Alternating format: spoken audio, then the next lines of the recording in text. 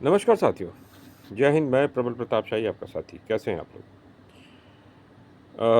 अभी मैं हरियाणा में हूं और जैसा आप लोगों को पता है कि हरियाणा में चुनाव हो रहे हैं और अब 1 महीने से भी कम समय बचा है वोट पड़ने में। परसों नामांकन का आखिरी दिन है और सारी पार्टियां अपना अपना उम्मीदवार उतार रही हैं। कांग्रेस पार्टी ने विनेश फोगाट को उतारा है। वही पहलवान विनेश फोगाट जो ओलंपिक में मात्र 100 ग्राम वजन ज़्यादा होने के कारण डिस्क्वालीफाई हो गई या करा दी गई। और वही विनेश फोगाट है जिसने अपने रेसलिंग फेडरेशन के अध्यक्ष पूर्व सांसद बृजभूषण शरण सिंह के ऊपर आरोप लगाया था कि वह छेड़छाड़ करते हैं, महिलाओं के साथ व्यभिचार करते हैं, महिला पहलवानों के साथ उनको अपमानित करते हैं। और जंतर मंतर पर 1 महीने से ऊपर, मेरे हिसाब से 2 महीने से ऊपर वहाँ पर प्रदर्शन भी हुए। वो तस्वीर आपने सबने देखी होगी जिसमें विनेश फोगाट को घसीटा जा रहा था, साक्षी मलिक को घसीटा जा रहा था दिल्ली पुलिस के द्वारा। और नरेंद्र मोदी ने एक भी कार्रवाई नहीं की बृजभूषण शरण सिंह के खिलाफ। जब से टिकट विनेश फोगाट को मिला है तब से बृजभूषण शरण सिंह रोज जहर उगल रहे हैं, रोज उलूल जुलूल बातें, उलूल जुलूल आरोप लगा रहे हैं विनेश फोगाट के ऊपर, बजरंग पुनिया के ऊपर। आपको पता होगा कि रेसलिंग में किस तरीके से इन्फ्लुएंस था बृजभूषण शरण सिंह का। और बृजभूषण शरण सिंह जब हट जाते हैं तो अपने ही एक साथी को, संजय सिंह को, उसका अध्यक्ष बनवा देते हैं। उसके बाद अभी उनका बयान आया है कि विनेश फोगाट के पदक न लेने का उन्हें दुख नहीं है, उसकी खुशी है उन्हें। ये विनेश फोगाट का मेडल नहीं था, मेडल देश को आता।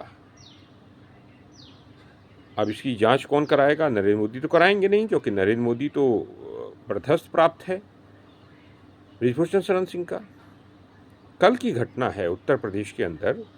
भारतीय जनता पार्टी के कुछ लीडर, जो भारतीय जनता पार्टी चिकित्सा प्रकोष्ठ के लीडर हैं, कुछ भारतीय जनता पार्टी के कुशीनगर के लीडर हैं, वह लोग कुशीनगर में जाकर 2 ऑर्केस्ट्रा में डांस करने वाली लड़कियों को किडनैप कर लेते हैं और फायरिंग भी करते हैं। दबदबा है उनका, किसी भी लड़की को कहीं से उठा लेंगे।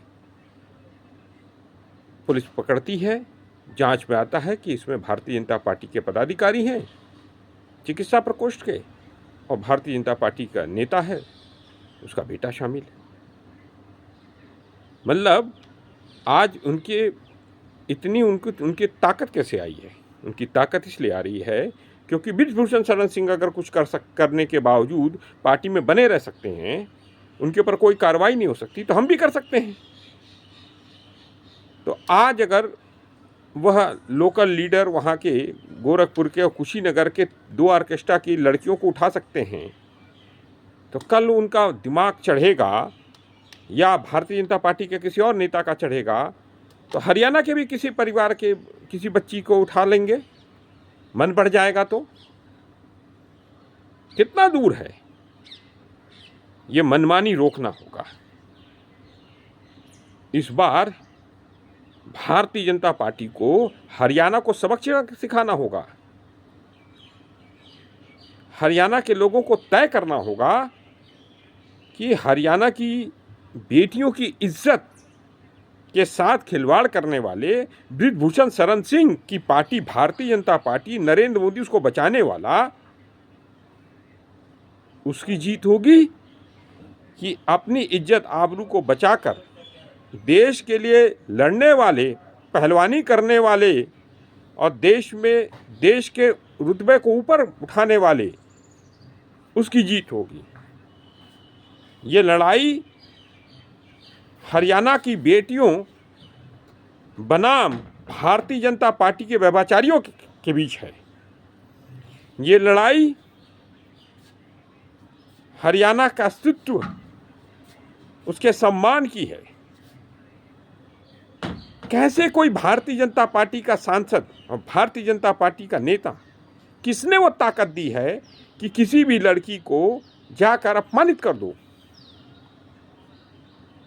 मुझे लगता है कि हरियाणा को, जनता को इसका माकूल जवाब देना होगा।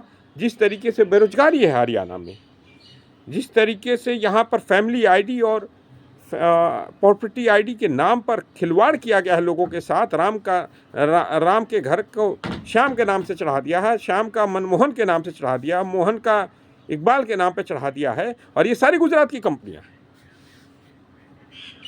क्या हरियाणा गुजरात की कुछ कंपनियों का उपनिवेश है?